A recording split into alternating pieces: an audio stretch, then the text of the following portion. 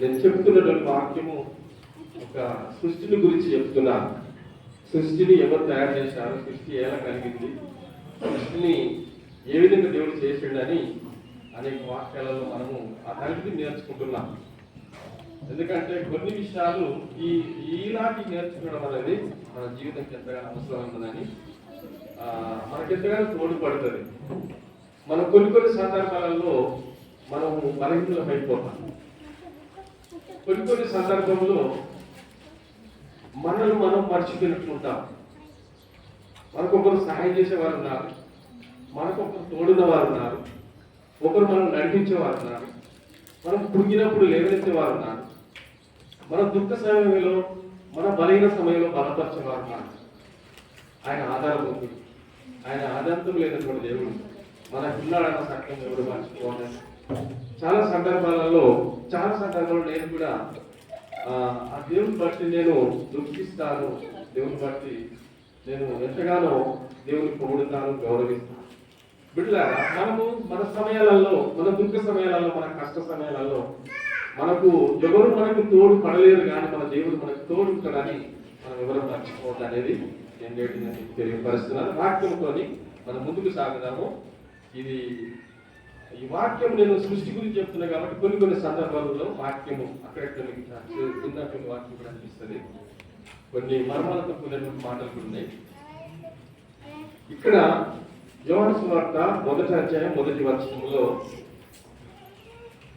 చదవండి. వాక్యము దేవుని యొద్ద ఉండెను, వాక్యము దేవుడై ఉండెను, ఆయన ఆదియందు దేవుని యొద్ద ఉండెను, సమస్తమును ఆయన మూలముగా కలిగెను, కలిగినదేది ఆయన లేకుండా కలగలేదు, ఆయనలో జీవము ఉండెను, ఆ జీవము మనుషులకు వెలుగై ఉండెను. ఈ వాక్యాన్ని నీకు మరొకసారి జ్ఞాపకం చేసినంత వరకు నేను తెలియపరుస్తున్నాను. దేవుడు పిల్లారా, దేవుడు ఆది అందు దేవుడు భూమి ఆకాశములను కలుగజేసినాడు. ఆది అందు దేవుడు భూమి ఆకాశములను కలుగజేసినాడు. దేవుడు ఆది అందు భూమిని ఆకాశములను కలుగజేసినాడు, సర్వమును కలుగజేసినాడు, సమస్తమును కలుగజేసిందని నేటి దినం మనం నమ్ముతున్నాం. దేవుని బిడ్డలో మనం అందరం కూడా నమ్మవలసిందే. దేవుడు సమస్తమును కలుగజేశాడు. ఇక్కడ చదువుకున్న లేఖనం ఏంటంటే ఆదియందు వాక్యముడు, వాక్యము దేవుడు యొద్ద ఉండెను, వాక్యమే దేవుడై ఉండెను, ఆయన ఆదియందు దేవుడు యొద్ద ఉండెను, సమస్తం ఆయన మూలము కలిగినదేది ఆయన లేకుండా కలగలేదు అని. సమస్తము ఆయన మూలంగా కలిగింది, కలిగినది ఏది ఆయన లేకుండా కలగలేదంటే సమస్తము ఆయన ద్వారా సృష్టింపబడ్డది అని. దేవుని పిల్లరా, ఎండి కాదు, బంగారం కాదు. ఈరోజు మనం నేర్చుకునే సత్యం ఏంటంటే సమస్తము భూమిలో అంతా కూడా ఆయన ద్వారానే కలిగింది, ఆయన లేకుండా ఒకటి కలిగి ఉండలేదని లేఖనము తెలియపరుస్తున్నది. అందుకారణాన్ని బట్టి ఆయన ద్వారా సమస్తము కలిగిన తర్వాత, ఆయన ద్వారా సమస్తము చేయబడిన తర్వాత, సర్వము ఆయనదై ఉన్నప్పుడు మనము ఆయన పిల్లలమైన మన జీవితంలో ఒకసారి మనం ఊహించుకోవాలి. మన తండ్రికి ఉన్నటువంటి ఆస్తి కానీ, మన తండ్రికి ఉన్నటువంటి సంపద కానీ, మన తండ్రికి ఉన్నటువంటి ధనము కానీ ఆయన పిల్లలమైన మనము కూడా ఆయన పండించడంలో, పంచివ్వడంలో ఆయన సందేహం లేకుండా ఇస్తాం. అందుకారణం సమస్తము ఆయన మూలంగా కలిగింది, కలిగినది ఏమి ఆయన లేకుండా కలగలేదు. ఆయనలో జీవం లేదు, ఆ జీవం మనుషులకు వెలుగైనారు. ఈ రోజు మనము వెలుగు సంబంధం అని చెప్పడానికి సందేహం లేదు. మనము చీకటి సంబంధం కాదు, మనం వెలుగు సంబంధం. మనము వెలుగు కలిగి ఉన్నాము, వెలుగులో నడిచే వాళ్ళము, వెలుగులో మనము జీవించే వాళ్ళం. ఈరోజు మనము వెలుగు సంబంధం అంటే దేవుని నమ్మిన తర్వాత మనము వెలుగు సంబంధం. చీకటి మనకు దూరం అయిపోయింది, అంధకారం మనకు దూరం అయిపోయింది. మీరు ఇంకో మాట చెప్పాలంటే దయ్యాలు కూడా దూరం అయిపోయాయి, భూతాలు కూడా దూరం అయిపోయాయి. మీకు ఏ హాని చేసుకోవడానికి ఏది కూడా మిమ్మల్ని ఏమీ చేయలేకుండా దేవుడు మీకు తోడుకున్నాడు. ఏ హాని జరగకుండా, ఏ హాని మీకు ఏ కీడు రాకుండా దేవుడు మీకు తోడుకునేదానికి ఎంతగానో అవకాశం కల్పించబడ్డది బిడ్డలా. ఎందుకంటే సమస్తమైన మూలంగా కలిగినది ఏది ఆయన లేకుండా కలగలేదు కాబట్టి ఆయనకు జీవం ఉన్నది, ఆ జీవం మనకు వెలుగైనది. వెలుగు సంబంధమైన మన జీవితంలో, మరి వెలుగైనటువంటి మన జీవితంలో చీకటి పారిపోతున్నది, అంధకారం పారిపోతున్నది. ఈ రోజు అవిధేయత దూరం అయిపోతుంది, సోమర్తనం దూరం అయిపోతుంది, లజ్జ దూరం అయిపోతుంది, కనుక బలహీనతలు దూరం అయిపోతాయి, అనారోగ్యాలు దూరం అయిపోతాయి. కారణం ఏంటంటే ఆయనను నమ్ముతున్న కారణాన్ని బట్టి, బలమైన దేవుని కలిగి ఉన్నాం కాబట్టి, గొప్ప దేవుని కలిగి ఉన్నాం కాబట్టి, సృష్టికి ఆధారపడి ఉన్న దేవుని, సృష్టికి కథలు కూడా దేవుని నమ్ముకున్నాం కాబట్టి మనల్ని చూసి అన్ని కూడా దూరం అయిపోతాయి. కారణం ఏంటంటే బిడ్డలు ఆయన నమ్ముకున్న కారణాన్ని బట్టి నీ జీవితాలు వరదిల్లుతున్నాయన్న సత్యాన్ని నేటికి నేర్చుకోండి. వరదిల్లుతూ ఉండాలి, వరదిల్లుతూ ఉండాలి, మనము ఎదుగుతూ ఉండాలి. మన విశ్వాసం గ్రోత్ కావాలి, డెవలప్ కావాలి. మన విశ్వాసంలో మనం ఏం కావాలి? ఎదుగుతుండాలి. మన విశ్వాసంలో మనం ఎదగకపోతే, మన విశ్వాసంలో మనము వరదలకపోతే, మనము ఎక్కడేసిన గోగులు అక్కడ ఉన్నట్టుగానే మన బలహీనతల్లో మునిగిపోతున్న మన సత్యము తెలియపరుస్తున్నది. ఇంకో వాక్యంతో మీకు తెలియపరుస్తాను. ఎబ్రీయులకు రాసిన పత్రిక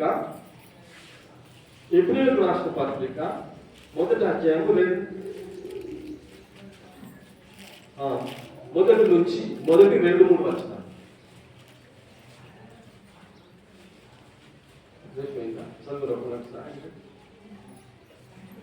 మొదటి 2-3 వచనాలు చదువు. ఎబ్రీయులకు రాసిన పత్రిక మొదటి అధ్యాయము మొదటి 2-3 వచనాలు. జ్ఞాన సమయంలో 1 నుంచి పూర్వకాలమునందు నానా సమయములలోను నానా విధములుగాను ప్రవక్తల ద్వారా మన పితరులతో మాట్లాడిన దేవుడు ఈ దినముల అంతమందు కుమారుని ద్వారా మనతో మాట్లాడేను. ఆయన ఆ కుమారుని సమస్తమునకును వారసునిగా నియమించెను. ఆయన ద్వారా ప్రపంచములను నిర్మించెను.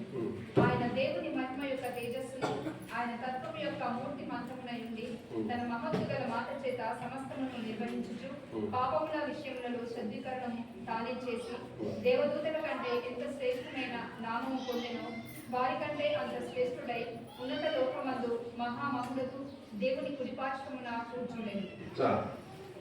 దేవుని బిడ్డలారా, ఇక్కడ మరి దేవుని వాక్యము తెలియపరిచినట్టుగా పూర్వకాలమందు నానా సమయములలో నానా విధములుగాను ప్రవక్తల ద్వారా మన పితరులతో మాట్లాడిన దేవుడు. ఆనాది కాలంలో, పూర్వకాలంలో మన పితరులతో దేవుడు మాట్లాడాడు. ఏ రీతిగా మాట్లాడింది నేర్చుకుంటున్నాం మనము. పూర్వకాలంలో దేవుడు ప్రవక్తల ద్వారా మాట్లాడాడు. అబ్రహాంతో మాట్లాడిండు, ఇసాకుతో మాట్లాడిండు, యాకోబుతో మాట్లాడాడు, మోషతో మాట్లాడిండు, పితరులతో అందరితో మాట్లాడుకుంటూ వచ్చాడు. కనుక ప్రవక్తలు దేవుని మాటలు తీసుకొని, దేవుని వాక్కులు తీసుకొని ప్రజలకు బోధించేవారు. దేవుడు ప్రవక్తలకు చెప్తే ఆ ప్రవక్తల మాటలు తీసుకొని, దేవుని మాటలు ప్రవక్తలు తీసుకొని వచ్చి ప్రజలకు బోధించేవారు. దేవుని వెళ్ళారా, అప్పుడు ఆ ప్రజలు కూడా ఆ ప్రవక్తను నమ్ముతున్నారు, ఆ ప్రవక్తను గట్టిగా నమ్ముతున్నారు, విశ్వసిస్తున్నారు. అవి దేవుని మాటలని వాళ్ళు గ్రహిస్తుంటున్నారు. ఎందుకంటే ప్రవక్తలు అందరూ వచ్చి వీళ్ళారా దేవుడు ఈ రీతిగా ఉండమని చెబుతున్నాడు, మిమ్మల్ని ఈ రీతిగా నడుమని చెబుతుంటున్నాడు అంటే, మన ఎలాంటి బలహీనతలు మనలో ఉండకుండానట్లు, ఎలాంటి యొక్క సమస్యకు గురి కాకుండానట్లు, ఒక ప్రత్యేకమైన వ్యక్తులుగా, ఒక పరిశుద్ధమైన వ్యక్తులుగా, ఒక పరిపూర్ణత కలిగినటువంటి వ్యక్తులుగా మీరు ఉండాలి. అంటే దేవుడు పరిశుద్ధుడు, దయచు అగ్ని, కనుక ఆయన బిడ్డలందరూ కూడా ఒక ఫలభరితంగా ఉండాలి, ఒక ప్రత్యేకమైన బిడ్డలుగా ఉండాలి. అందుకే కదా రోల్ మోడల్ అంటారు కదా, మనం ఒక మాదిరి, ఒక మార్గదర్శకంగా మనము ఈ లోకంలో జీవించడం అనేది ఈనాడు సేవకులు మొత్తుకునేది అదే, ఆనాడు ప్రవక్తలు మొత్తుకునేది అదే. ఈ రోజు మనం అందరం కూడా ఒక మాదిరికరంగా జీవించడం అనేది ఎంతగానో అవసరమైందని చెబుతుంది బైబిల్. అందుకే పూర్వకాలంలో ప్రవక్తల ద్వారా దేవుడు మాట్లాడేవాడు. ఏమని చెప్పాడు? మోసకు ఏమని చెప్తాడు? ఆ ప్రజలను ఓరేపు వైపు నడిపించమని చెప్తాడు. అప్పుడు ప్రజలందరినీ కూడా ఓరేపు వైపు నడుపుతాడు. ఆ నడుపుతున్న సందర్భంలో 3 నెలలు వాళ్ళు ప్రయాణం చేయాలి. 3 నెలలు మేఘము, ఎక్కడైతే వాళ్ళు నిలబడుతున్నారో అక్కడ మేఘం వాళ్ళకు గొడుగుగా ఉంటారు. 3 నెలలు అక్కడ వాళ్ళకు ఆశ్రయంగా మేఘం ఉంటారు, మేఘం వాళ్ళని కమ్ముకొని ఉంటారు. ఆ మేఘం కింద వాళ్ళు చల్లగా చక్కగా ఉంటారు. 3 నెలలు అయిన తర్వాత అక్కడి నుంచి వాళ్ళు ప్రయాణం చేయాలి.